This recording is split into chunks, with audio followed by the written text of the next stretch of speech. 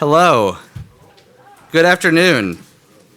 I'm Michael Strain, Deputy Director of Economic Studies at AEI. Thank you all for coming, and thanks to those of you who are watching on the live stream. Lunch looked pretty good out there. I wish we could get that to our live stream viewers, but at least you get to watch the panel. As it relates to labor markets, much of the policy debate is currently focused on whether the economy is at full employment. This is especially important because of its impact on monetary policy. The 30,000-foot view of the labor market is concerned with discovering the NAIRU, whether the U3 unemployment rate remains a sufficient statistic for labor market slack, and similar questions.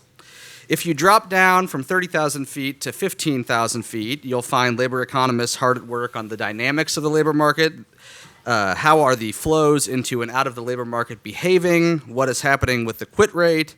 How should we think about the process by which unemployment itself is determined? How should we design our matching models? Similar questions.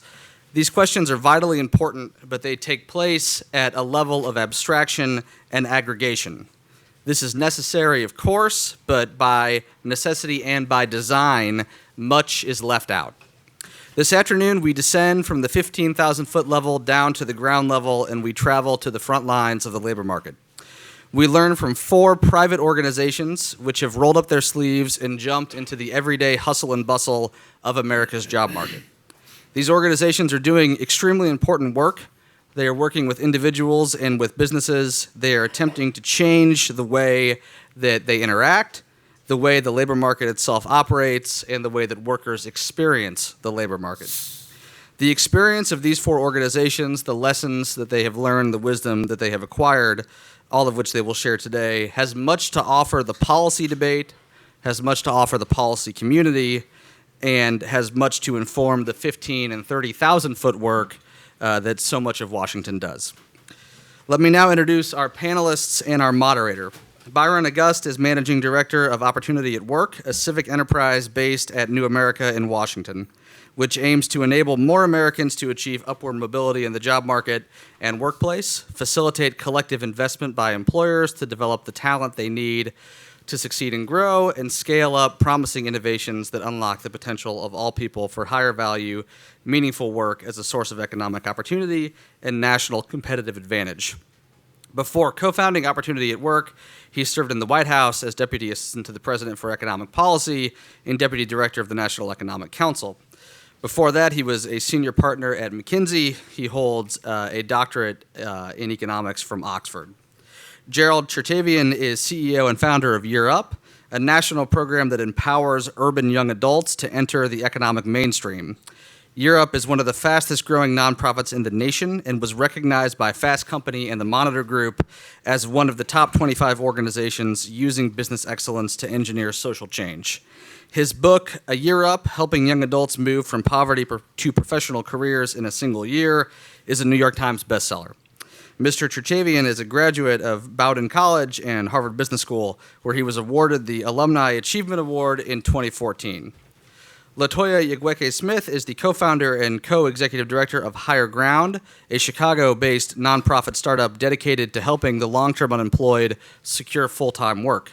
She is a former journalist who spent 15 years reporting and covering stories that focused and advocated for middle-class working families and the unemployed.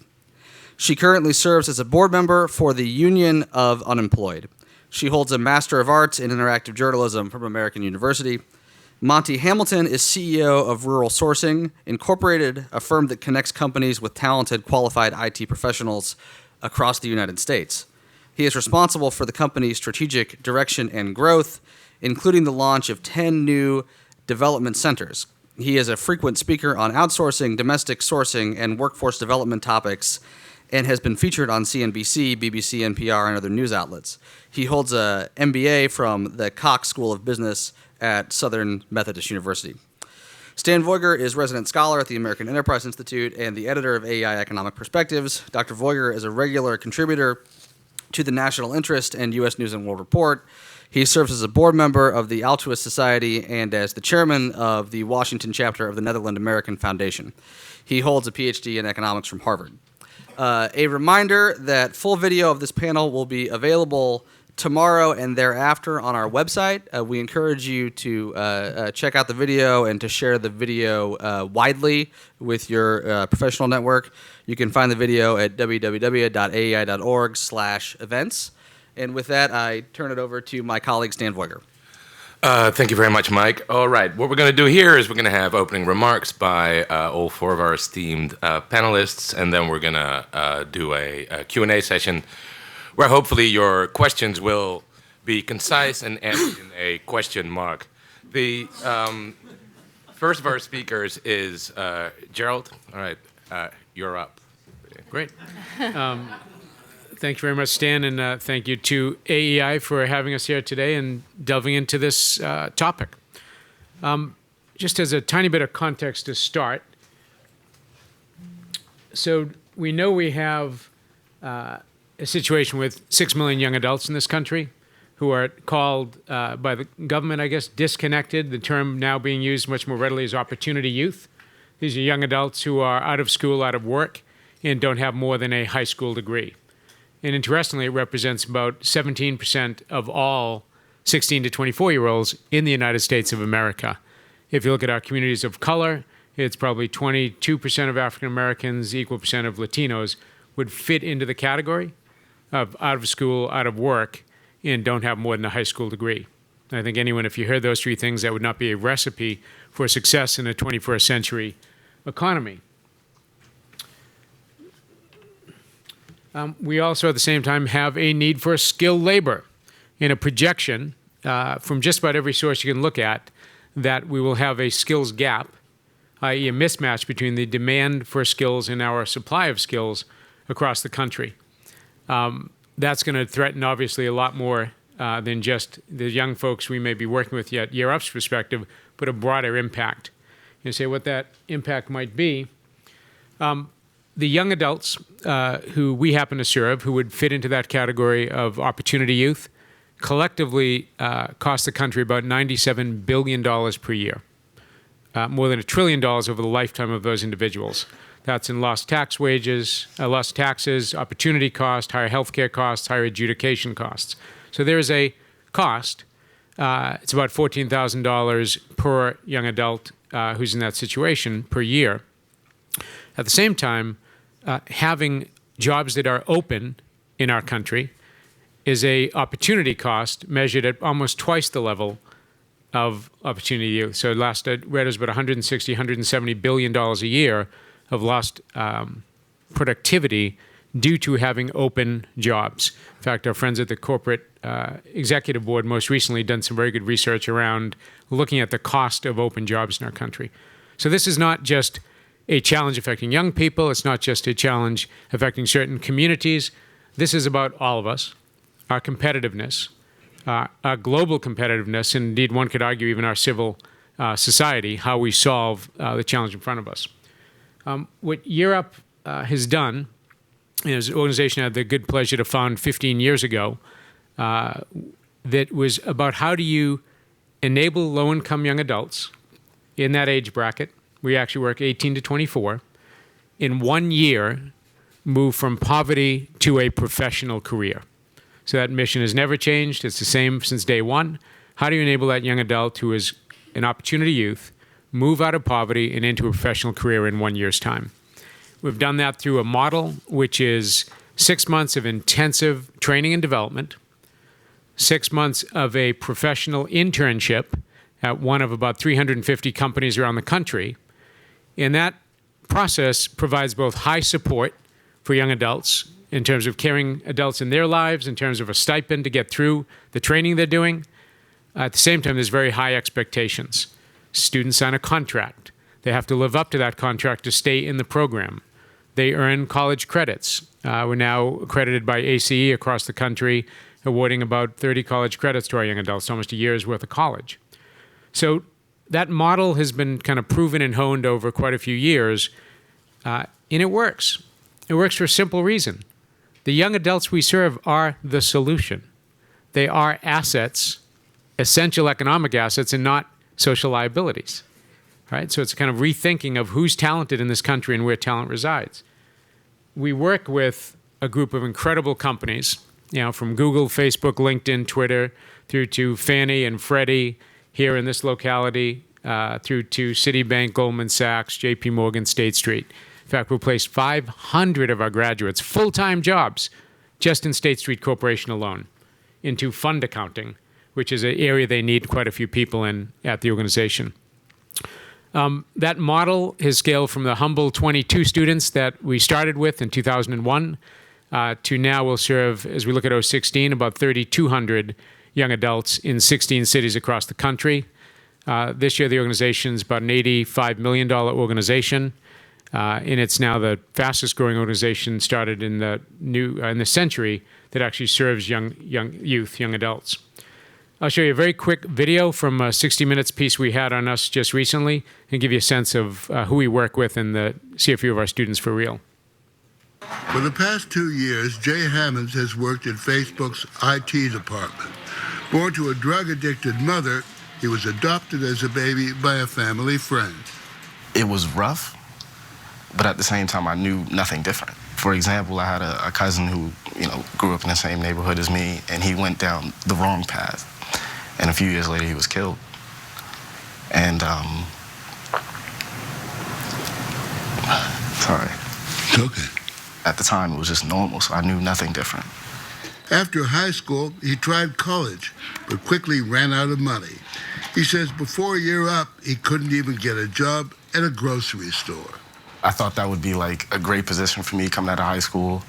And I applied 3 times and never got the job. Doing what? A bagger. And that was the best you could... It was the best I thought of at the time. When he saw a year-up flyer, he jumped at the chance. You earn money, you get college credits, I get an internship. That was the biggest moment for me because I realized I've had potential and that taking this chance and them taking a chance on me is going to change my life, and it has. It's no secret that Wall Street's image has been tarnished over the last couple of years. I noticed, yeah. But so, to what extent is this, not just for JP Morgan, but a lot of the firms, kind of window dressing, showing that we're philanthropic, we want to show civic responsibility? Yeah. I don't think if we want to show it, I think we are civically responsible. We don't want to drive successful people down. You want to get people who don't have the opportunity, you want to give them the opportunity, and hopefully they become more successful. American Express CEO Ken Chenault says Chertavian is filling a gap in the economy. There's a shortage of well-trained people in the fields of technology and financial operations. It's a win for the urban communities. It's a win for the students, and it's a win for our company. We would not be doing this unless these students were active contributors as employees, and they more than pull their weight. Can this be expanded on a kind of scale that would have a real effect nationally? This is a template that I think has demonstrated real success, measurable success. And what needs to happen is the business community needs to become more aware of the success that a range of companies have had. So one thing I'll say is with both Amex and JP Morgan, Amex came to us and said, we're repatriating and reshoring 1,500 jobs and supporting our enterprise systems. It's actually Java and a few other tools. We've trained folks very successfully in that. They're now committing to hire 300 of our graduates in that range of disciplines supporting their enterprise systems. JP Morgan now has 2,000 open positions in compliance and developed a curriculum with us to develop compliance skills, which is anti-money laundering. It's really interesting what skills are being needed today.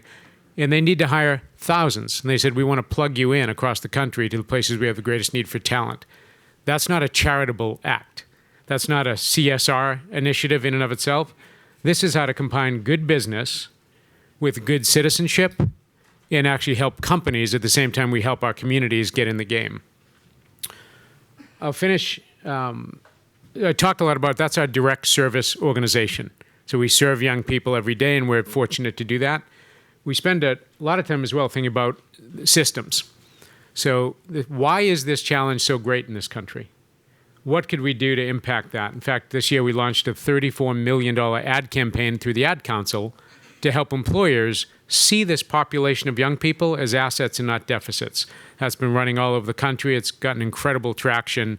Hundreds of companies are now calling saying, we want to work with this population. How can we do that? We also work at a education level around policy. We spent probably 7 years, go back one, leaning into the Workforce Investment Act and that reauthorization of WIA, and to think how much of that money now is going to pay for performance in success-based models, which we think inherently no one should be getting money to try in this industry.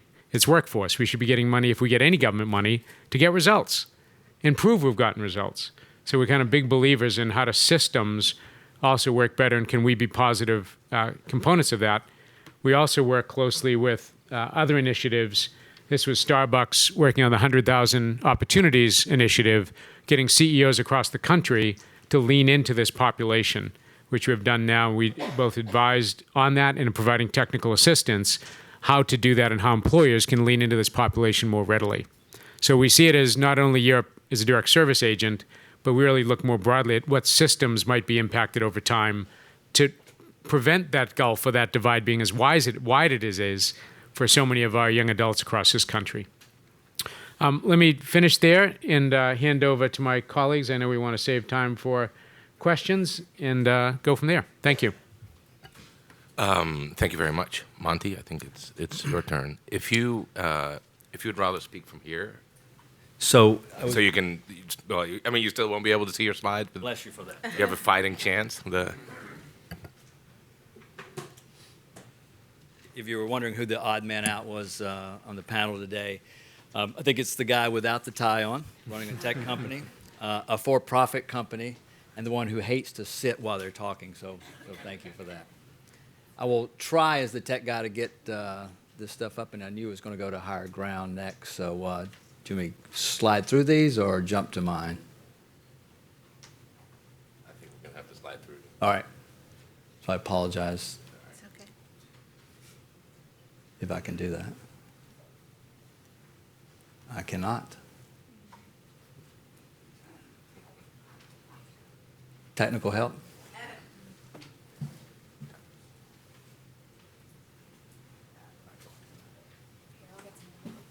All right. Maybe you can do it better. You just push the right button.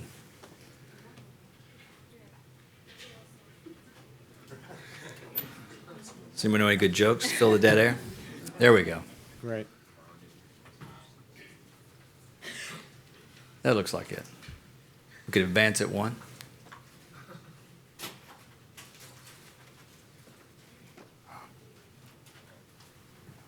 Guy from the back of the row. Thank you. So I wanted to spend a few minutes here just talking about, and I love what Gerald said earlier and how he phrased this. We need to rethink talent in the U.S. and where that talent resides. And that's really 100% of what our business model is based on, is where does that talent reside today? And so instead of telling you about what we do, I think if this works, I can perhaps do a video and let it tell you. Companies have sent jobs overseas in an effort to streamline processes and reduce labor costs. The result? Well, according to Lassity research, 50% of those same companies are unhappy with their offshore provider due to costly inefficiencies, rising labor rates, time zone challenges, compliance risk, and cultural barriers. As you can imagine, that creates a challenge. We understand that challenge. We have a solution. We are Rural Sourcing. Rural Sourcing was founded with one goal in mind: to bring those IT jobs back to America. How do we do this? By placing these jobs in smaller U.S. cities with low cost of living, but high quality of life. And then we bring in highly skilled and educated software developers so that you'll get the most efficiency out of your workforce. Basically, you'll be getting higher quality work from fewer people. Couple that with no cultural barriers or time zone challenges, and bam! You get the best of both worlds. The personal touch and quality of work you've come to expect onshore, but with the same low cost you'd find offshore. In this partnership, we all win. We are rural sourcing, and we are changing the IT outsourcing experience. So hopefully that gave you some idea of what we do, and essentially it boils down to this in a nutshell. We want to change our clients' IT outsourcing experience by locating thousands of jobs here in the U.S. in cities where they wouldn't otherwise be. So we currently have 4 software development locations, one in Arkansas, one in Augusta, Georgia, where they play a small golf tournament each spring, one in Mobile, Alabama, to cover our folks who want to live on the beach in the Pensacola, Mobile area, and then our newest one in Albuquerque, New Mexico. And so that's important, but I'll tell you even more importantly is why we do what we do. And to steal a little bit from Simon Sinek, if any of you are familiar with Simon, he challenged a lot of folks to think about why you do what you do. And so we talk a lot at RSI about why we do what we do. Having grown up in a rural area in Mississippi, and a lot of friends like myself who wanted to do something different, who wanted a different kind of job than what we were kind of limited in our sites to do, we were forced to choose. You either get to live in a location that you want to live in, or you get to have a vocation that you want to do. And so our model is to go to these places like Jonesboro, Arkansas, and Mobile, Alabama, and help the folks who want to live there not have to make a trade-off in their vocation. See, as Gerald said earlier, there are lots of smart, sharp, motivated, talented people in these locations. They've just chosen, in many cases, to live in a different part of the world than where I live, which is Atlanta. So who's to argue who's smarter? They have a 5-minute commute to work. I have a 2-hour and 5-minute commute to work. So there's real reasons for living in some of these other locations. And unfortunately, as U.S. corporations, we got a little bit lazy during the 90s and 2000s and decided that the way to solve our IT shortage problems, and our other labor shortage problems for that matter, was to take it offshore and to do it there. And I just came back from a conference that Gartner put on, industry conference in IT, and Jeff Immelt, the head of CEO of GE, was there. And he even admitted that he got mesmerized by the watch swinging back and forth and thought that India was the right answer for everything they did. In fact, they had a stated goal, which was to outsource 70% of their talent and to do 70% of that in India. Jeff is now working very hard to bring a big chunk to reverse that number back here to the U.S. Because what he's realized is, with all of that outsourcing and offshoring, he outsourced all of his competitive advantage when it comes to industrial, high-tech machines. Because today, the machines, as he phrased, that they build, that GE builds, the locomotive engine, is not just a locomotive engine, but it's a mobile rolling data center. Same thing with airlines and aircraft and automobiles for that matter. And so these are technology skills that we need to have here in the U.S. if we want to stay in that leadership position, if we want to stay competitive in the world.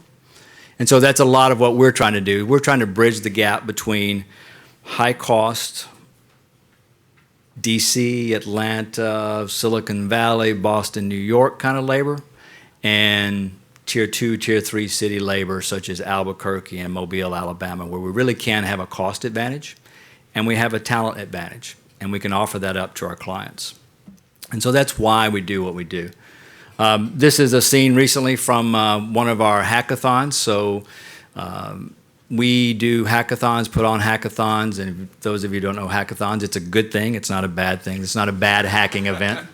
It's a good thing. We build systems typically for nonprofit organizations as a volunteer effort. There's a little bit of a secret to it, however. So we get the local colleges and universities to come in and volunteer to do this, and we give them a task to do, to build this system for usually an application and mobile app of some sort for a nonprofit. And then we get to see who the best talent in the local community is. And then that best talent that wins that, we immediately offer internships to. We're a big internship program. We believe very much in getting students out of the classrooms and into our offices so that they can understand what it's like to work in a corporate environment. Now, our corporate environment is a little bit different, as you can see, from many corporate environments you may think about. Part of our model is to quote, Google-esque it up where we go. So we'll put in a lot of money into facilities with the industrial chic look, exposed beams, high ceilings, foosball tables in the middle of the floor, beanbag chairs, Red Bull in the refrigerator, all the things you need to do if you're a software engineer. And yes, you get to come to work in your shorts and your flip-flops every day. So it's kind of cool, especially if you're living in Albuquerque, New Mexico, and that's the lifestyle that you want to live. So that's what we do. We also, through my head of VP of HR and recruiting is here today, Margot. And Margot came up with this slick idea. So we're from Southeastern Conference football area. So blue chip athletes get a lot of press. They get a lot of notoriety during recruiting season and what all goes on. We decided that we could do that same thing for our blue chip techie athletes. And so this is a shot from one of our blue chip days recently where we brought in the best of the best from the local technology colleges, from University of South Carolina, Augusta University, Georgia Southern, all these different schools, and treated them like kings and queens. So we put them up at the local hotel, we bought them a nice dinner. The next day they got to come in and talk to our folks and understand what they do for a living, and they actually got to do some coding while they were there, which may not sound a lot of fun to you, but to them this was off the charts. So one quick story, and we do talk about it, again, the why we do what we do. And we had a great year this past year. We doubled it. We grew 52% over year of the prior year in terms of both revenue and people. And I was talking to our recruiting staff, and I wanted to remind them that while the numbers were great, and it's always fun to talk about good, big numbers and hockey stick kind of growth, the fact is we're still changing lives, and we should never lose sight of that. And I gave them an example recently, and two examples actually. There's a gentleman who we just hired in our Mobile office who spent 17 years as a policeman on the police force. He had some issues going on in his life, decided that he needed to make a career change. He enrolled himself in IT technical school, and he's now working for us as an intern, working 20 to 30 hours a week. He's doing fabulous. He's picked it up like a gem. And we really are giving him an opportunity to have a second career that will be meaningful and that he will have a huge, huge future in. The other one is Charmaine. Charmaine actually lived here in D.C. at one point in time. Had a very good job at a technology company running a large portion of their QA staff.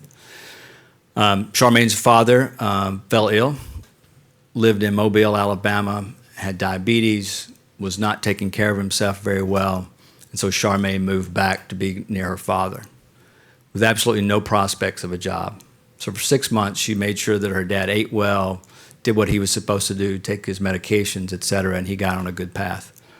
Unfortunately, for those 6 months, Charmaine never found a job. And then we came to town. She happened to open up an online ad that we had placed and saw that we had a lead position for a QA role. And now Charmaine is one of our best colleagues in Mobile, Alabama, and her dad is doing great.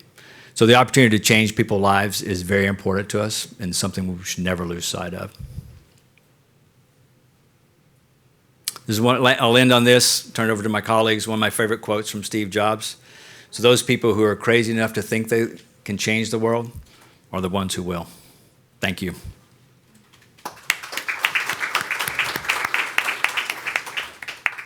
Thank you, Monty. Latoya, you're up next. Let's hope the... Let's hope.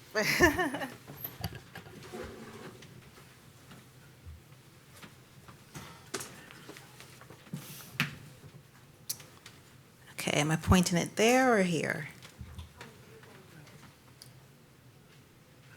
There we go. Good afternoon. My name is Latoya Egwekwe-Smith.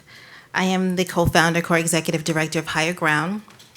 We are a nonprofit based in Chicago, dedicated to helping put the long-term unemployed back to work.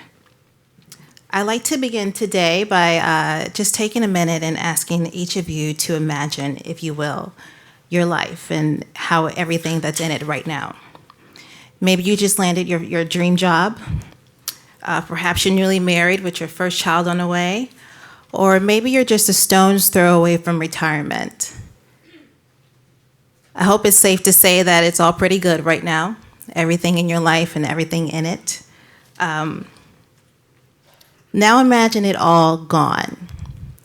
This is the aftermath of the long-term unemployed, and it is the new normal for more than 2.1 million Americans right now. That was my story in the fall of 2009 when my husband and co-founder Robert Smith lost his job as an employment coordinator of all things, ironically, shortly after the start of the Great Recession. As two young, college-educated, middle-class parents of two small children, we remained optimistic in hopes that he would find another job shortly after the start of the Great Recession. But it was a devastating blow to our young family. It wasn't easy. The wake of the 2008 Great Recession was something that we had never experienced or seen in our lifetime. And that's when the realization hit that the longer that Robert was out of work, the harder it was going to be for him to find work again. His resume was pristine. He knew his stuff. But employers inundated with resumes during the start of the Great Recession for one position quickly shoved his resume to the bottom of the jobs pile once they realized that he was not currently employed. And before we knew it, we were crossing the 1-year anniversary of his layoff with no end in sight. We struggled to stay afloat on my one income as a labor journalist. But we were forced to downgrade our home, and then went the car, and the kids took it the hardest. Excuse me. A year and 9 months later, Robert received an offer, and we thought our troubles were over. And they were, for a while at least.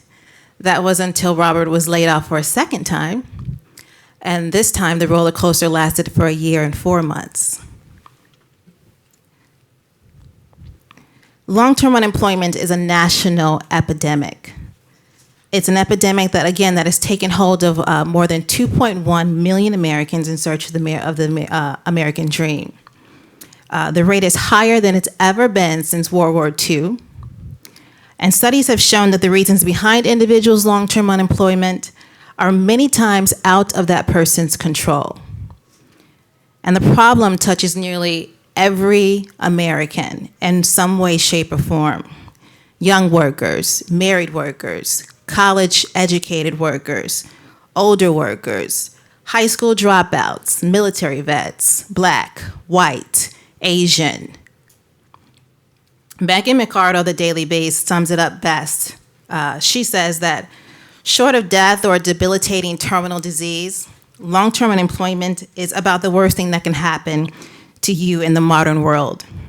It's economically awful, socially terrible, and a horrifying blow to your self-esteem and happiness. And you know what? She's right. Studies show that the toll of losing a job cuts deeper for the long-term unemployed than any other group of jobless Americans. Chronic unemployment statistically leads to permanently lower wages, homelessness, higher divorce rates, and more deaths and fatalities. The long-term unemployed's chances of finding work, The long-term unemployed's chances of finding work are slim, 12% to be exact. And that's according to the Roosevelt Institute. The longer that a person is out of work, the lower those chances. Matthew O'Brien from The Atlantic explains why. He says that long-term unemployment is a terrifying trap. And once you've been out of work for 6 months, there's little you can do to find work. And employers put you at the back of the jobs pile, regardless of how strong the rest of your resume is. And that, ladies and gentlemen, is why Higher Ground was created. We were created to help bridge the gap between employers and the long-term unemployed. So this is who we are. Higher Ground, again, is a nonprofit startup dedicated to helping the long-term unemployed secure full-time work through what we call employment sponsorships. We are a fresh, innovative solution to the U.S. jobs crisis. Our mission is to help the long-term unemployed pick right back up where they left off in their careers, before they were laid off, before the company downsized, and before their job was shipped overseas. Here's how it works. Our program is focused on 3 key areas. 1, employment sponsorship. 2, on-the-job training and worker development. And 3, permanent placement. By serving as somewhat of a free headhunter for the long-term unemployed, Higher Ground partners with employers to hire talented jobless applicants risk-free to the employer for the first 3 to 12 months.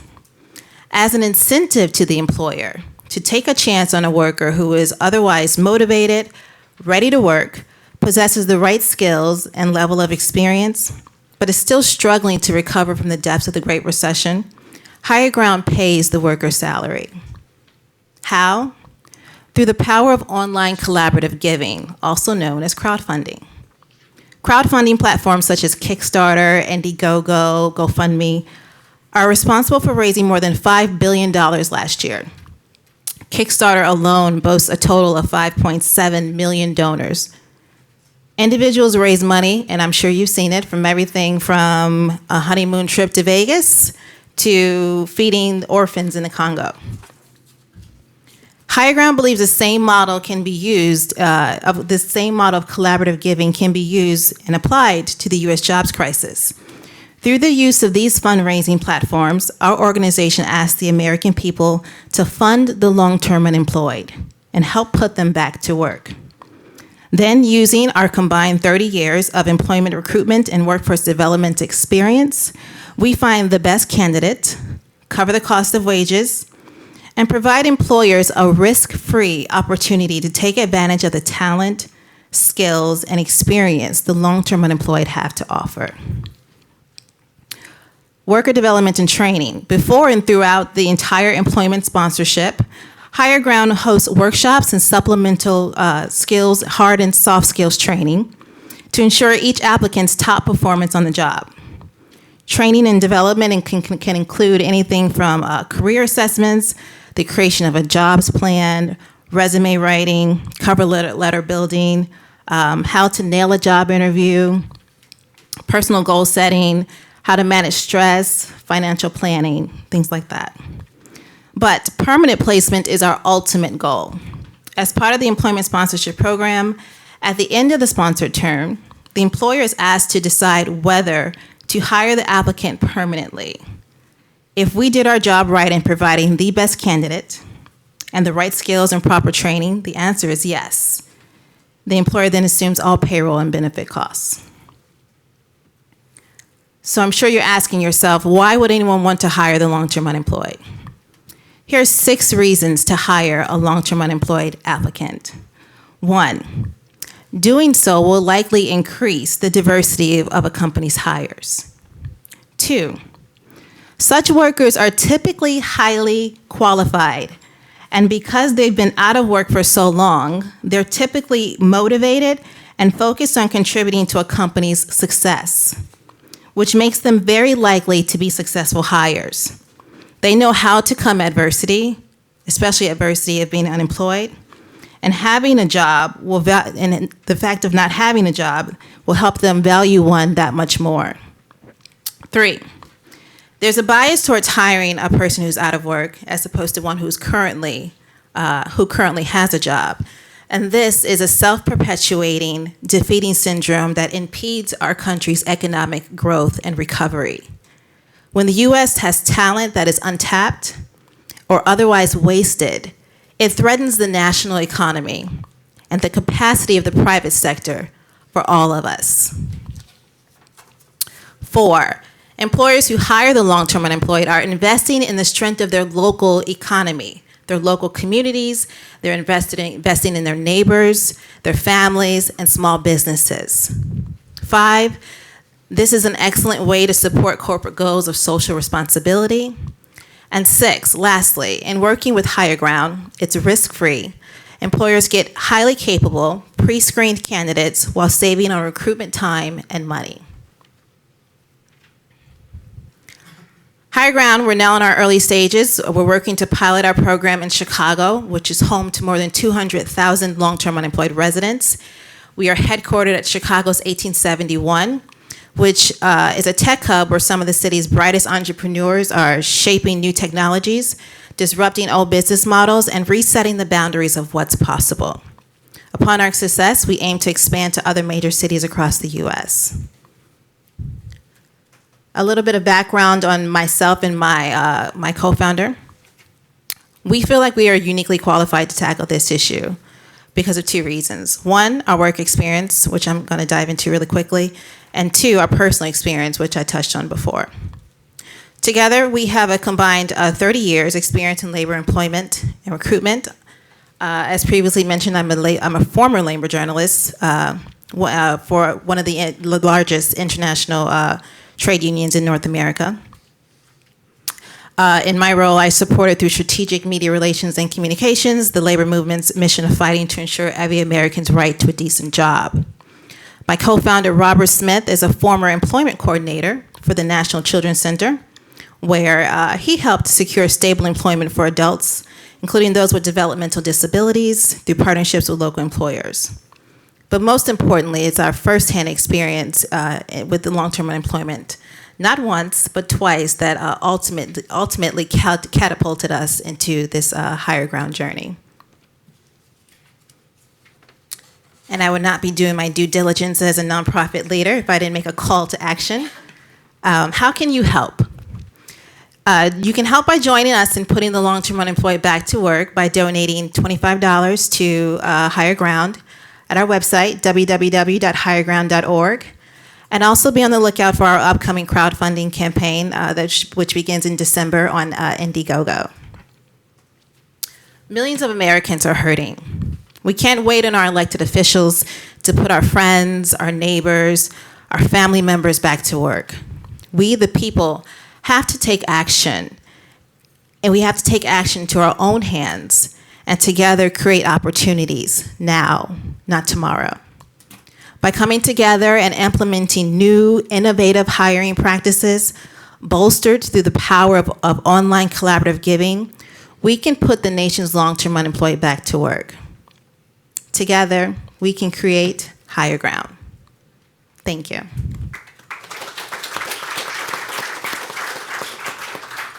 Thanks, Latoya.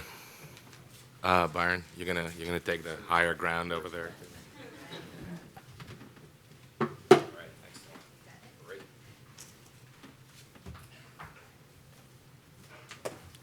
So I worked at McKinsey. I worked 12 of my 20 years, mainly in the high-tech sector. And my wife keeps wondering why I can't operate any technology. She says, didn't you learn that? And the answer is no, I didn't. So I'm happy to have mastered, I hope, the button here. I'm really happy to be on this panel and really happy to actually be with these panelists, because the work they're doing really illustrates what we are trying to accomplish at Opportunity at Work. And just to frame, I mean, Michael talked about 30,000 feet, 15,000 feet, and then the ground level. Opportunity at Work's not working at 15,000 feet, but we're not quite working at the ground level either. We're working with a lot of entities working at the ground level, and what we're really trying to do is to shape essentially a market, or more precisely, market-based collective action at the regional level, so that institutions, organizations like the ones here, both not-for-profit and for-profit, can be more successful, because the work they do right now is excellent, but it's far too difficult to do right now. It's far too difficult to do. It's far too difficult to replicate, and it's far too difficult to scale to the level of need that Gerald and others have described. So that's the mission, really, of Opportunity at Work. But I think it was Monty who suggested that we ought to start with the why of what we do. So I'll take you up on that. I guess the personal story that underlies my own passion for this work has to do with my family and our experience here of upward mobility. The moment that really defined our family's trajectory into the middle class is when my father, who sort of dropped out after a half year of college and was working as a shipping clerk in a food factory in Detroit, he saw an ad for a training program to learn something called COBOL. This is 1972. And I can see that there's a generational divide in the blank stares versus the active nods. So to take us back, back to when dinosaurs roamed the earth, IBM had a mainframe computers, and the computing language was COBOL. And that was expanding dramatically. The need was huge. And of course, nobody had taught COBOL in college. So there was this need. So they were training whoever they could get. Obviously, they were training whoever they could get because they got trained my father, who had never worked in an office before. And he took a risk, and because how would he know if he'd be any good at it? But it turned out he was good at it, and that it really suited him. So therefore, after about 6 months of training, he got a job, and then another job, and then a raise. I asked my mom about it, and she showed his old kind of pay stubs and stuff. And that was, this is the sort of trajectory that took us from, kind of solidly working class. We were never destitute, but into the middle class. And just the contingencies around that, and just the why it happened or why it might not have happened, and thinking about that picture today, would that happen for my dad today? That's a lot of what motivates me.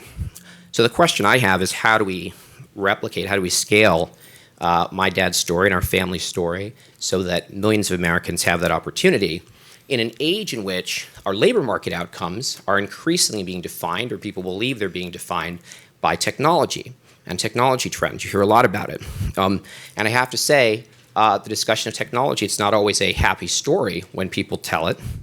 There's been a lot of breathless commentary that can be summed up as the robots are coming and they're going to take your jobs. But if automation is the issue, this isn't as new a problem as it seems. This looks at the last couple of 100 years of the U.S. labor market and shows the fall of employment in agriculture and then manufacturing, and the first rise of manufacturing, rise of services. So this sort of change has been happening for a long time. That said, our occupational statistics are fairly inadequate to tell the story of what's happening right now, as, for example, within that services sector, where the new jobs depend very much on creativity, knowledge, personal touch, and also designing and overseeing and repairing the machines and the software that will depend on as this next wave emerges. So there's no guarantee that the future will resemble the past, but I would like to caution, and it relates to the story of what we're doing here, that it's not technology per se that will determine this outcome. It's institutions. It's institutions and incentives. And right now, we're in a bad place with respect to that in the U.S. job market. So what keeps me up at night about the evolution of the job market isn't that there's some inevitability about sort of the robots taking our jobs. It's rather that our institutions are stuck. They haven't actually kept up with enormous changes in the past 20 or 30 years of employer behavior. And so until we get them unstuck, it's unlikely that they'll respond at the pace we need for this next trend. So I think there really is an issue to be addressed. And that issue is if we figure out, and that's on the right side there, if we figure out how to make human capital truly a universal asset, and how to, we use the term, rewire our labor market so that talent can be translated into opportunity, then I think we're going to be okay. Because talent is very, very widely distributed in society. Very. It's not exactly equal, depending on how you measure it, but it's a lot more equal than the distribution of financial capital or even social capital. And so, and by the way, it's hard to measure, and we don't measure it very well, but as part of the productive stock of the U.S. economy, human capital is a great deal larger than the invested capital that we've been optimizing. And so that is the basis, I think, of the next surge of economic growth and productivity and innovation in the U.S. economy. But if we don't get there, if our existing labor market institutions, which have severe problems of information and incentives to them, if we can't fix them, and we'll talk about how in a second, then I think we do have a problem, because there's no amount of aftermarket redistribution that is going to solve the problem of people not being able to be upwardly mobile through their work. I believe, I think Arthur Brooks of AEI said, and I may misquote it slightly, that earned success is the key to happiness. And there's a lot of truth to that, and we've heard from LaToya, for example, about the terrible toll that unemployment takes, not just the financial toll, but the psychic toll in many respects. So, what's going wrong? There are the things that you notice when you start to dig into this is, first of all, that there's about 6 million open jobs. There's going to always be some open jobs, but that's probably about twice as high as it should be. And we have millions of people that are either formally unemployed or quite a larger number underemployed. And we've got, according to projections, it's often defined these jobs and what skills are required in terms of educational attainment. So people say we need 2 to 5 million more people with college degrees than we think we're going to get. I would argue that that in itself is a problem, that we're defining it in these terms, and that part of the underlying problem is that we're thinking too much in terms of people's formal education and not enough in terms of their skills and their talent and what they can actually do. And then finally, and this is a statistic we should all keep in mind as we think about what's happening, there's been a 28% decline in voluntary job mobility since the year 2000. So that is quitting your job to go find a better job, right? And if in a well-functioning labor market, you'd see a lot of that, because the labor market doesn't exist just so the companies can get workers. It's so that individuals can find their highest and best use and what motivates them and what rewards them and what they think they're good at or can learn in. So these are some high-level indicators of concern. And then when you ask yourself, well, why is this actually happening? What you see is that there are some significant sort of dysfunctions in the job market that have to do, first of all, with employer behavior. To just give a couple of examples, LaToya talked about long-term unemployment. We used to be in a situation where in recessions, employers would hang on to about 2/3 of the workers. If you said what are the number of workers you would have to lay off in order to keep your profits constant during a recession, American companies typically laid off about 1/3 as many as that and held on to 2/3 through the downturn so that they were back there. Now, in the last that was 5 recessions in a row after World War II. Last 2 recessions, they let go 100% right away. So you have massive numbers of people being laid off at the same time, and yet the decision heuristics around hiring, which say that if someone is long-term unemployed, that they are probably not a good person to hire, are totally wrong in this environment, and yet it's still the way it works. And we've got the evidence we've got is that people who are long-term unemployed have just as good job performance when you hire them as others, but that's not the way it actually works in practice. They're only half as likely to get an interview or the like. A second example would be around the use of degrees and credentials. In a way, as it's gotten easier to search for people, and you get thousands of resumes, employers have almost reacted by raising the bar in terms of formal education, in terms of work experience. So employers are now hiring really based on history. Like, what degrees do you have? Like, and what work experience do you have? They're not really doing it based on mastery.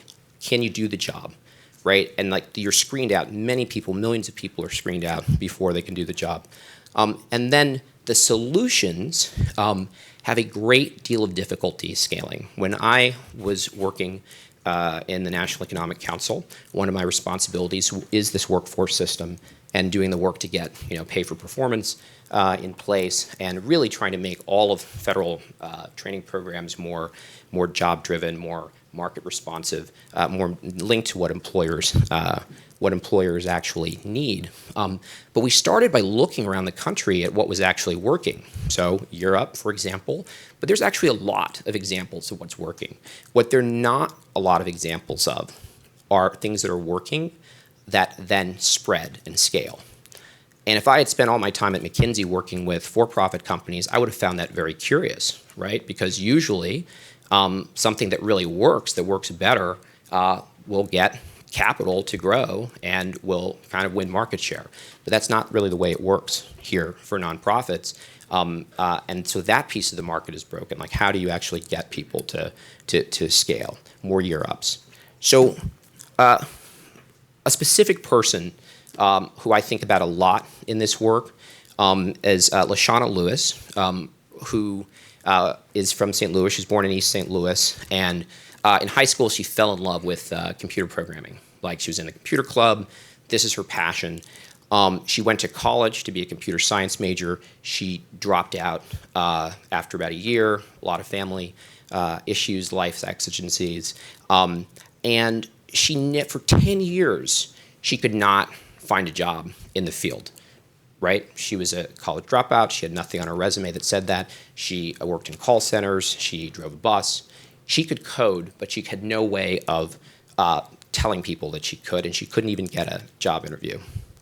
So one of the nonprofits that we're working with at Opportunity at Work, Launch Code in St. Louis, what they do is essentially make that match between employers who, as Gerald laid out, need these skills, and people in the market. A lot of them are young adults, but they're honestly of all ages. They actually have the skills already, right? So training is very important, but if we have 1 million IT jobs to fill, there are tens of thousands of Americans today who can do those jobs, but who can't get those jobs because of the way the job market works.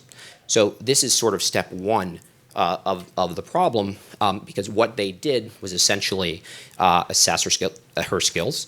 She could come and she might need to brush up a little bit, but they could see what she could do, and they could validate for employers what she could do. And MasterCard, in fact, hired her, and she's doing great as a network engineer. They also have an apprenticeship program, so companies can work with them, these people, for a few months to make sure, and whenever they're ready to hire them, they hire them full-time. But 90% of them get hired full-time because they can actually do the job once you give them a chance.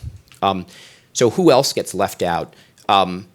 We've heard long-term unemployed for sure, but I mean, if you think about anyone who's a little bit on the outside looking in, even young people who haven't had work experience or apprenticeships have a very similar problem.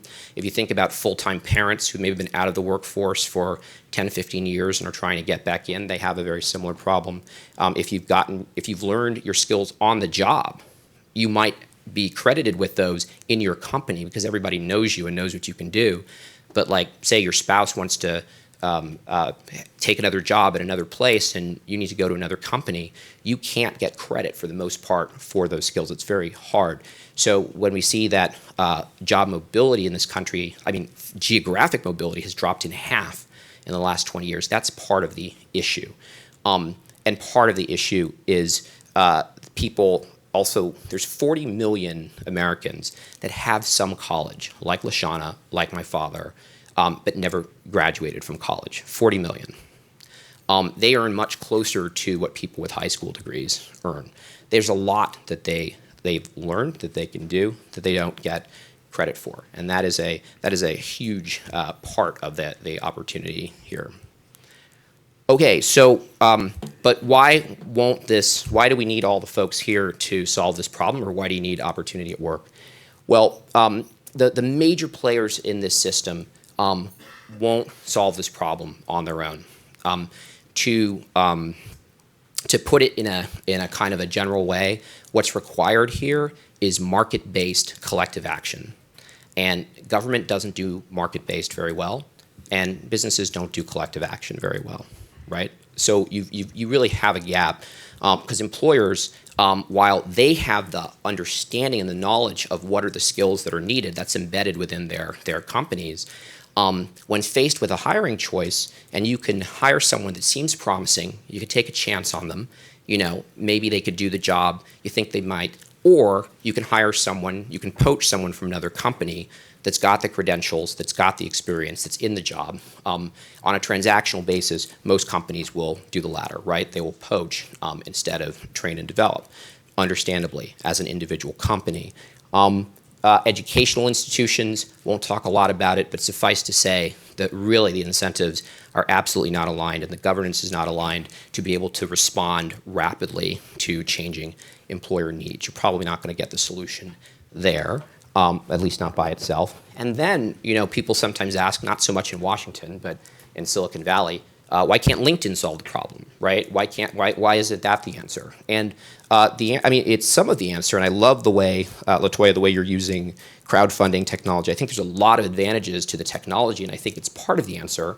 But LinkedIn is a commercial enterprise, and as are these others, and a commercial enterprise usually does better by giving the customer more of what the customer wants, rather than telling the customer that they should want something different. Right? And what the customers want right now from employers, from these job platforms, are better tools to poach. They talk about the passive job seeker. They want to be able to penetrate and find the people who aren't looking for work, but could be ideal for their jobs. And that is where the kind of the capital is flowing, because that's the problem that's worth the most to solve, right? Or the other problem that's worth the most to solve is, what about creating free agents at the very high end of the market, top coder and the like? There's a lot of value there. Now, there's a lot of value in the aggregate in folks that are unemployed, opportunity youth, actually people in your own company who are in your call centers or your warehouses or your retail floors who have these capabilities and you don't even know it, right? They're already your employees. But the incentive to do it is actually not so great. And then there's government, which is a tool of collective action, but it's just not close enough to the market. It's not even a critique of government or particular administration or anything like that. It's just structurally, you're just not close enough to the action. I mean, the skills are changing all the time. So even if you knew as a snapshot what skills you had to train for today, you wouldn't know even in 6 months. So there's a role, but it's not a driving role. Plus, I would note that government spends in total something about $20 billion a year in the U.S. on job training and workforce. Companies spend $400 billion a year on training, about 20 times as much. That doesn't even begin to talk about the $8 trillion of payroll that really drive this market. So government does not actually have a very big footprint here. The most fundamental problem that we're not going to solve here today, but it's worth flagging, is that there's human capital and there's invested capital. I worked for 20 years at McKinsey. I would say, over 990 of the most capable institutions in American society are actually focused on increasing returns on invested capital, right? Capital that a company can own, whether that's money or machines or software or the like, right? The business case is clear. Human capital is an input to that equation, but it's not what's being optimized. And in fact, there's very few institutions that actually have a business model where to make the most of human capital is how you make the most money. If you think hard about it, I would challenge you to think of 5. I mean, there's not a lot. Actually, one of the reasons I'm really glad that Monty's here is because actually rural sourcing is a business whose business model is actually to train and upskill people so that they can do higher value work and earn more. Monty makes more money if that happens, but that's not the typical setup. All right, so what is opportunity at work doing? How do you enter? If that's the problem is so big, like how do you enter it? So we've decided that the best entry point is in information technology occupations and really trying to change the market, rewire the market for those occupations in a set of regional labor markets. We think that it's a big opportunity. It's way more than Silicon Valley. These jobs are in every county in America. 2 out of 3 of them are outside of the tech industry, and they're 15% of open jobs. So there's about 680,000 of these jobs listed as open today. So we're working with 31 communities, mainly large metro areas, some rural communities as well. We have about 450, 500 employers signed up. We got started about 6 months ago. We are also working with a set of partners who we think can make a huge difference. So I think Gerald mentioned Corporate Executive Board, CEB. We worked with them on, who's the leading best practice network for companies. We worked with them on best practices for inclusive hiring in IT, for HR departments, for IT departments. How do you work through that? We're working with the major tech platforms and, very importantly, with cities and institutions like this. The test from our standpoint is whether, as you look at the initiatives that my colleagues on the panel are undertaking, can we make this easier for them to succeed? And to consider how difficult it is, I'll end with this. If you want to build an app for an iPhone, right? You have an operating system. You have an interface that you need to code to, but you can take your idea and relatively easily develop it. Oh, great new idea. No one had thought about that. Plug it in to the iPhone. It works. You can distribute it through the phone, through the App Store, and the like. If you want to build a successful training program today, job training program that's market responsive and the like, you need to, in the tech parlance, you need to build the entire vertical stack, meaning that you need to figure out who are the right sort of students, who are the right people to train, and then you need to go recruit them, right? What's the right curriculum? And then you need to develop it. And by the way, if you're in tech, you need to redevelop it and redevelop it and redevelop it because it's changing all the time. You need to figure out who should teach this, go recruit them, train them to teach it, retain them, right? You need to figure out who are the employers who could use this and go sell to the employers and convince them that this is the approach and get them on board and retain them. And you have to, and if you want to move out, as Latoya was saying, if you get this going in Chicago, you want to move out, you have to do it all over again.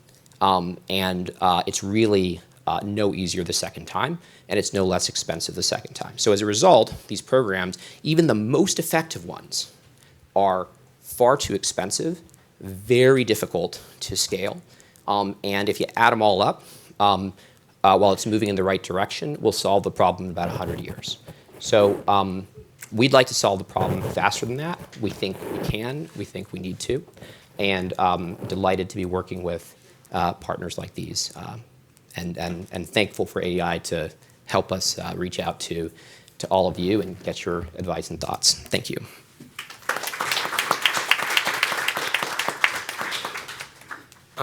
Well, on that not extraordinarily optimistic note, I would like to give the panelists the opportunity to respond to each other if there's something you want to say before we turn to Q&A. Gerald, Monty, or Latoya? No? Good. All right. Well, then let's turn to the audience. We have about 13 minutes. We can go over time a little bit if your questions are of sufficient quality. So we'll see. Let's go right there first. Please wait for the mic. Yeah, thank you. Thank you very much. Ozan Çakmak from International Labour Organization. My question addressed for distinguished speakers on the issue that would these innovative partnerships that your models can also help improve the numbers of the young women enter the high-tech jobs with this model? Is there any specific particular focus of your programs to also close the gap between the men and women in the high-tech jobs that we face not only in the US, but as well in the world as well? Thank you. Just say we're about 45% women of the 13,000 young adults we've served since we started. And if that ever wasn't in play, we'd actually work hard to make sure we attract gender equity across those lines as well. Fortunately, to date, it's been relatively equal between the two. I would just say in general, women tend to be underrepresented in the more formal the channel in a tech, right, computer science programs and the like, the more underrepresented women are. In these coding boot camps, they're far more represented. And essentially creating the ability to validate women's skills matters more than validating men's skills, because men are overconfident and women are underconfident in their skills as a general matter. Let's go over here. Gray sweater. Hi, I'm Fred Altman, and what I've heard, everybody is using selection, and I just wonder of the population of the unemployed, what percentage of them would you select are really potentials for your program?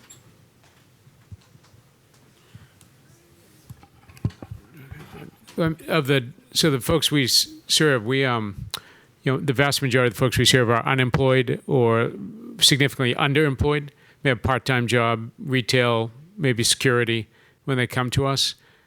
So in a sense, it's human capital. It's tremendously underutilized, and a good percentage of young people haven't had much work experience when they get to us.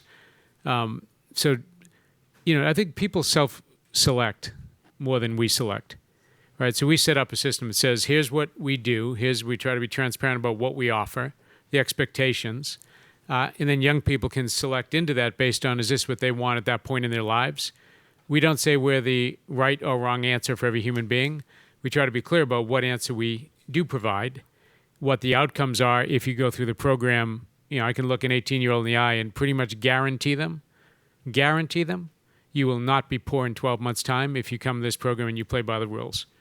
Pretty much guarantee that. And you probably work at a place like Goldman Sachs, Google, or another organization that's strong.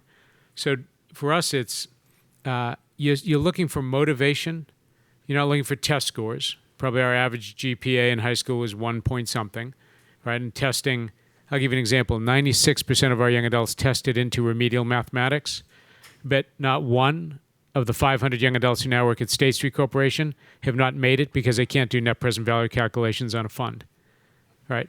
So it tells you a little bit about what are we assessing and testing young people for, and do they have the capacity to learn what is needed to hold down a middle skilled job in this country and then progress from there. So we want to screen in folks rather than screen out, and let them select into a program like ours based on the needs.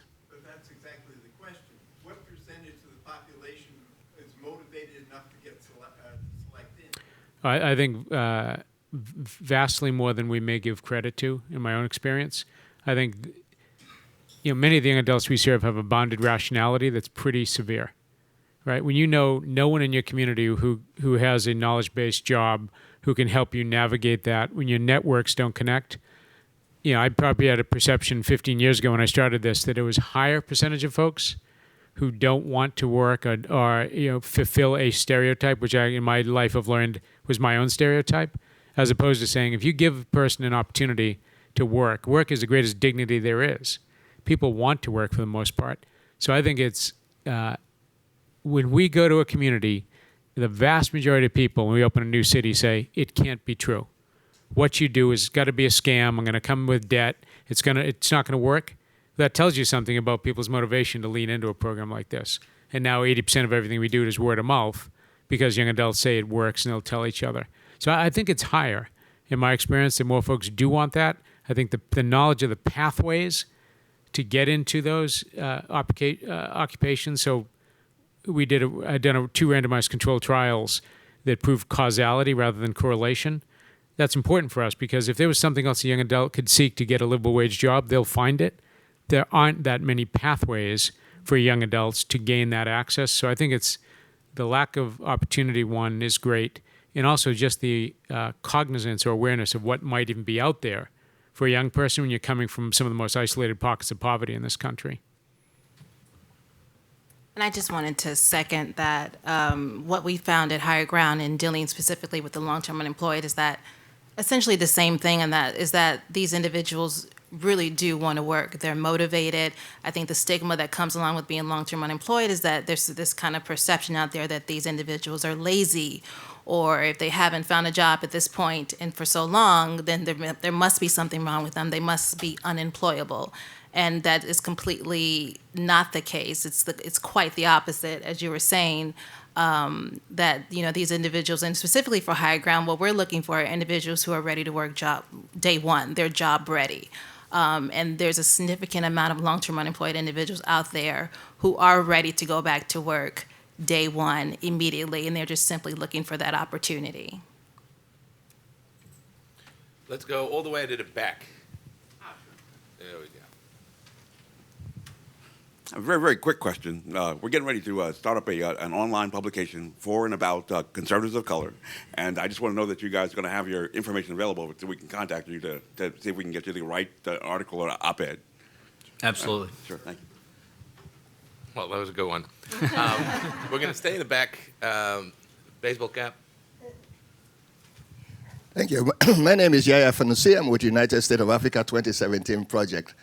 Excellent presentation.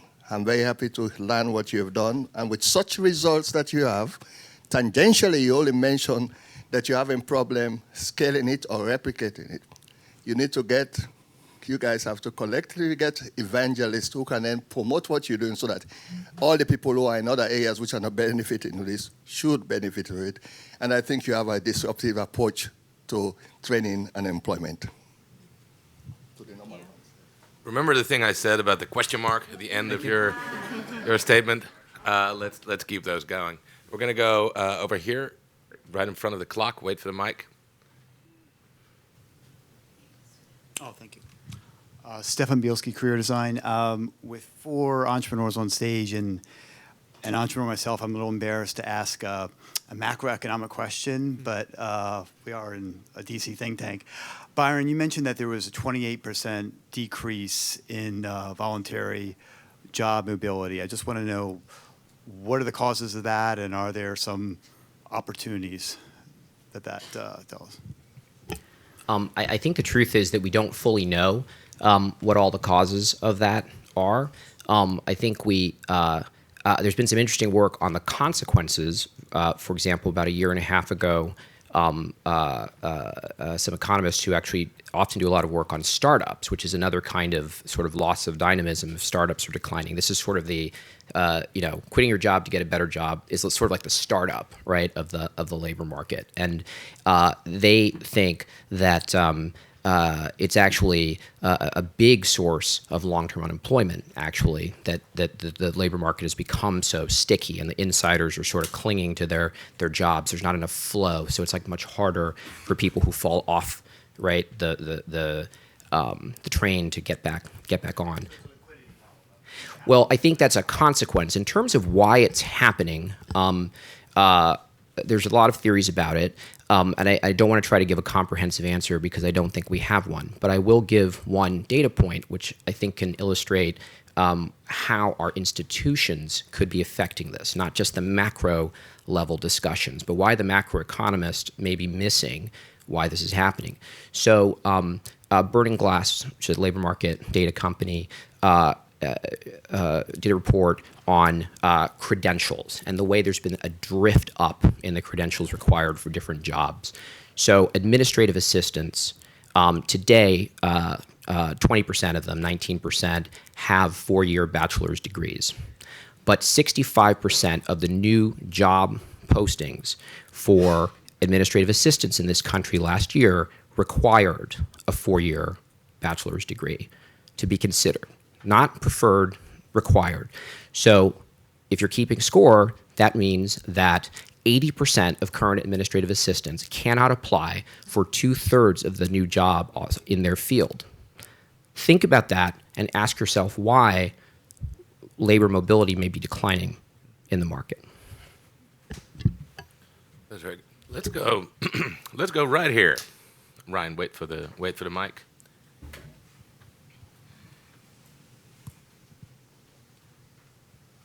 I'm intentionally picking people who are equidistant from the 2 mics, so you guys have to struggle to work on. Hi, I'm Ryan Early from Clark University.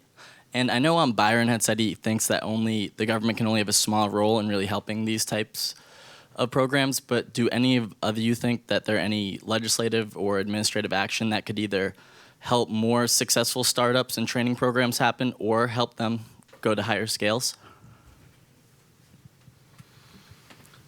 guess I'll take a stab at that, being outside the Beltway. So, yeah, there certainly are things that can be done. I will say, however, as an entrepreneur, I'm not going to sit back and wait on those. Those take a long time to get done. Whatever gets done takes a long time to filter down to someone who's trying to run a business on a daily basis. And so I think if we want to change this, to Byron's point, we do have to take matters into our own hands. I prefer the hands-off approach, honestly, and let the market dictate whether we've got a good business model or not. And that's tended to be a pretty good opportunity for us and way to run the business. And I just like to say to that, there's actually quite a few things that government could do to help make this work better. So my point isn't that government doesn't have a role, and in fact, $20 billion, while only 1/20th of what employers spend on training is not nothing. And if you use that in a smart way, for example, to create some of the convening and the glue locally, right, so that employers and training providers can more plug into it rather than having to sort of build that whole thing themselves. There's a lot that government can do. I think there's longer term issues about things like tax treatment of training, right, versus capital. So when we are businesses are all the time having to upgrade the way they work and their technology and the like. But when you do that, to compete in sort of in a new kind of market, you have a range of production functions, a range of ways you could do it. You could be more automated, right? Or you could be somewhat less automated, more people-driven, but you have to train the people then, right? So if training, which really in that sense is sort of a capital investment, human capital investment, actually has a less favorable treatment than investing in software or machines, then that actually is not a level playing field. And I think that's an area of policy that you could look at. But what I'm more saying is not that government doesn't have a role, but that even if government did all the right things, it has a relatively modest footprint in the labor market. What employers do at scale matter a lot more. So finding ways to create much easier ways for employers to take kind of market-based collective action is important.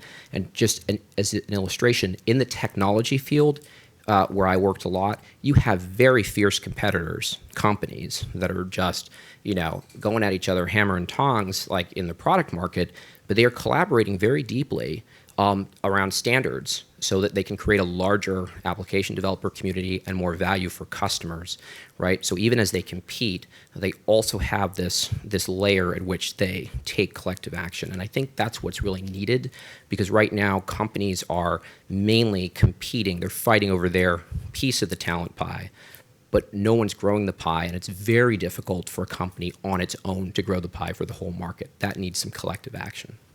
May I say just one thing to my remarks, and I'd be remiss.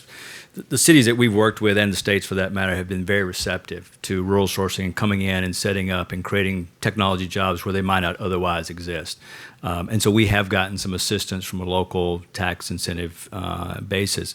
To Byron's point, we just went through this process. We looked at 7 different states, almost 11 or 12 different cities. Some states get it today. The fact that when I have to fill out an application to say what would you like to do for us, is there anything you can do for us, and most of that is based on the capital investment that I make. I'm in a low capital investment business. I have people and I have laptops, and that's pretty much it. And so they're used to doing things in a big manufacturer. Beams. Yeah, that's right. It's exposed beams and foosball tables. We do want nice foosball tables. But that's the wrong approach to attract and get someone like myself excited about coming to a place like that, because that capital investment is geared more toward the old school manufacturing, big heavy footprints, lots of dollars invested but few jobs, and we like to go the other way, heavy jobs, few dollars.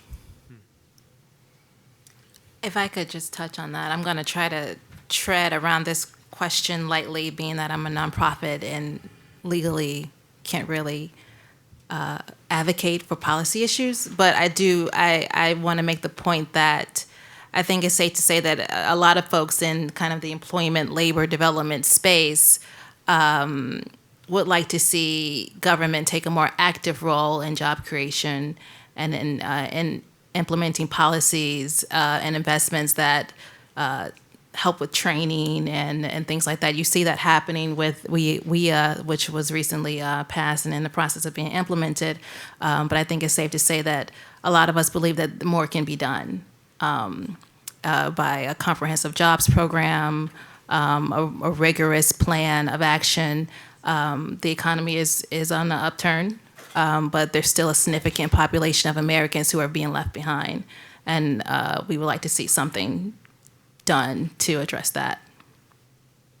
All right. Let's go over here.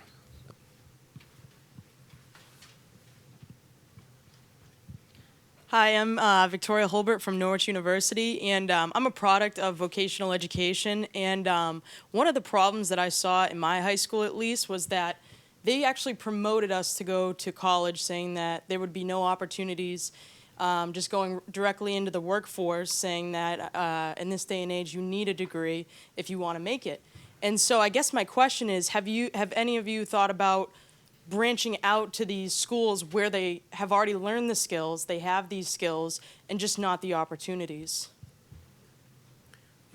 So I'm certainly a huge proponent of career and technical education writ large. In fact, in my home state, Massachusetts, our CTE students actually score better on MCAS, our state assessments, than traditional public school high school students. Right. So I don't know where you went, but Worcester Tech High is probably the best in the country. Not all, but certainly it's a good system. I think, look, the skills to be good at work and the skills to be good in college are convergent lines, not divergent lines. So writ large, every young person, period, not just CTE, every young person in this country should be prepared to work when they leave high school, period. Not some, but all.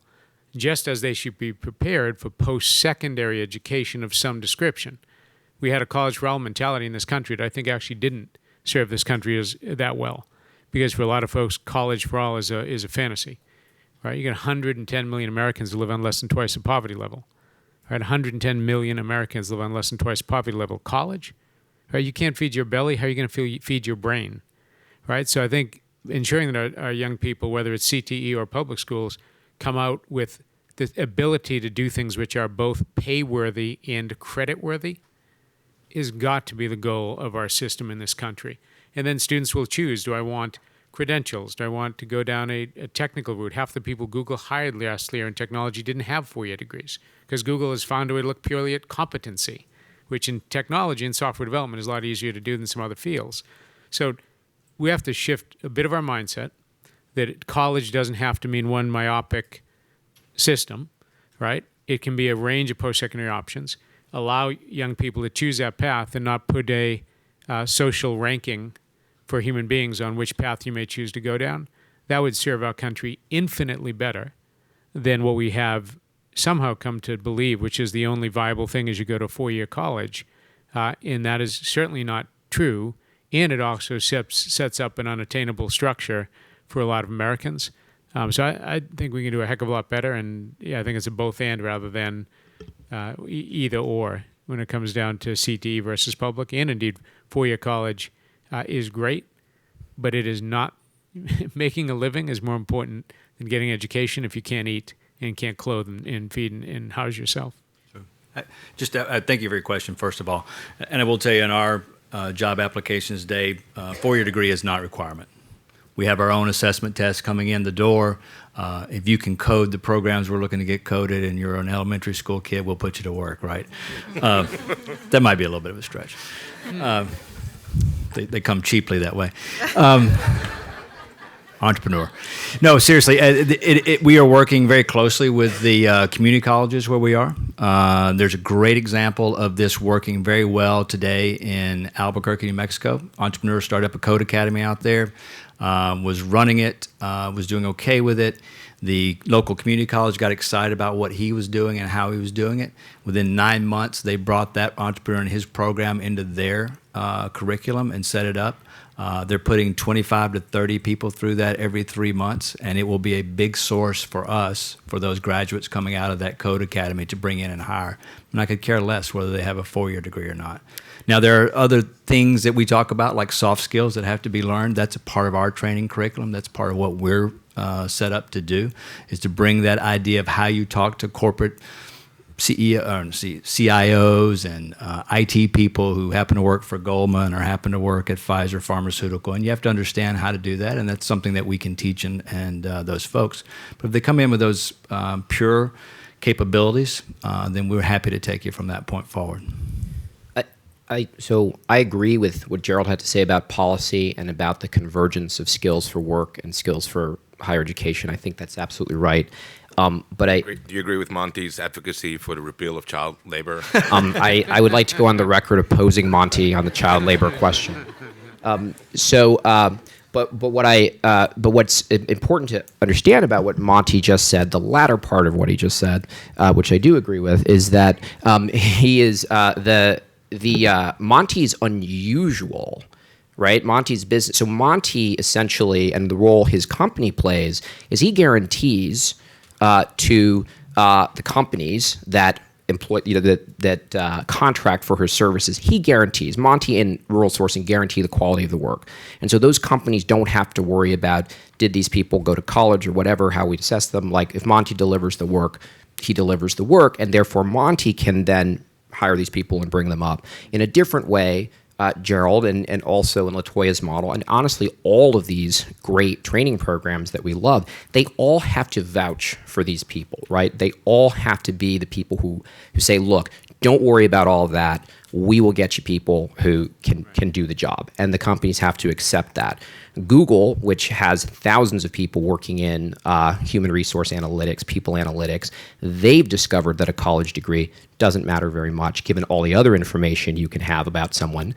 But most companies, middle market companies, think insurance companies, manufacturers, energy companies, where most of, say, IT jobs are, they do require 4-year college degrees for these jobs. So the statement about you need to go to college is not necessarily a statement about you need to acquire the skills to do these jobs, but rather to get permission to do these jobs. And so the change we need is not just in a public policy in the education system.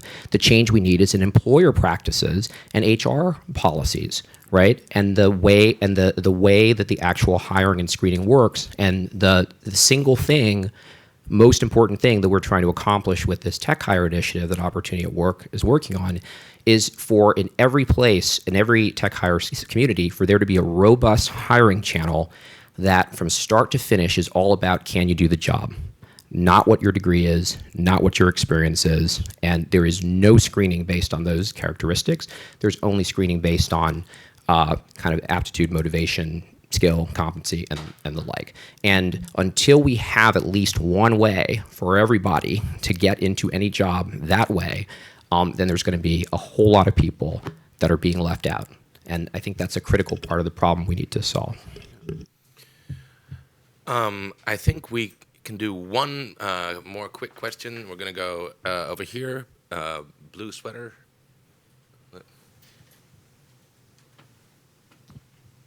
Hi, Megan Nolan from Providence College. So we spoke a lot about scaling. If your companies have the opportunity to expand, we've talked about a lot, the IT market, do you have any plans for going forward and expanding your business model into other markets other than IT? So Higher Ground is not industry specific. So I guess my answer to your question is yes. We'll look at any middle skill job that has a livable wage that it can get a young person into. If you looked at sales, service, high value service, operations, technology, and finance, I probably just covered 75% of middle skill jobs that are kind of, I'd say, white collar middle skill jobs, not medical kind of tech. So we would say any of those. If there's demand, then you can prepare someone for that and get them into it. But absolutely, we'll go where demand is. When Hasbro came to us and said, we don't need that many tech people, we need a bunch of merchandising sales reps, we said, right, why don't you share that with us? What are the skills, competencies, needs? Why don't we co-develop a curriculum, and we will provide and train up merchandising sales reps for you. And then let's look at the cost, the value of that to your business, which for them was about $40,000 per person to get someone fully trained up, ready to go in that area of their business. Right, now we get a value point to hit for a company to actually provide them with human capital that has positive return on investment, good labor economics. So we have to understand what it costs a business also in looking at how we prepare folks for those different areas. Yeah, and our focus, we will still stick true to the IT world just because the ability to distribute that work and do it almost anywhere here in the U.S. And to scale up folks in the kind of places we're looking for makes a lot of sense for us to continue to focus on that technology path, plus just some macroeconomic issues that are going on with work being not as expensive as it used to be in the offshore markets such as India and China. Pushing a lot of that labor requirements back here to the U.S. makes sense to us to continue to, I think, ride this huge wave for us in the future. Yeah, opportunity at work is starting with information technology occupations, and there's a lot of work and a lot of opportunity there. We're starting there because it's very high value, because you can learn it many times in months, not years, and because there's enough value, and you can tell if someone can do the job. It's relatively easy. If you want to know if someone can code, well, you can look at their resume or their transcript, or you could look at their code, right? And today you can look at their code just as easily, which wasn't true before. So that's why we're starting there. But it is applicable, I think, to sort of any job that's a skilled job, which is, as a first approximation, all jobs. And a gentleman asked earlier on, what percentage of kind of people, can actually are qualified or are sort of suited. Well, if you only have a narrow range of jobs, the answer will be for sure not everybody, because even though everybody can be good at something, right? But not everybody can be good at everything. And so the more, once you kind of expand this model and it's working across the economy, then I think you will be able to get almost everybody to a point where they can reach their highest potential. And the secret is not just in the way you are kind of the way the system, what the system is doing for them, but rather the choices it's opening up for them. So how many people could say, if I do X, if I work to do X to learn Y, I can get to job Z. Okay, because if you can't answer that question with an X, Y, and Z, then it's going to be very difficult for you to take your natural motivation and energy and desire to do better and do anything constructive with it. And that's what's missing for I think almost half of our labor market. And until we fix that, we're only going to have point solutions. Once we fix that, then individuals are more motivated than anyone to solve this problem, and we'll give them the tools to solve it. Outstanding. And with that, let's do a last round of applause for our panelists and their efforts to make America great again.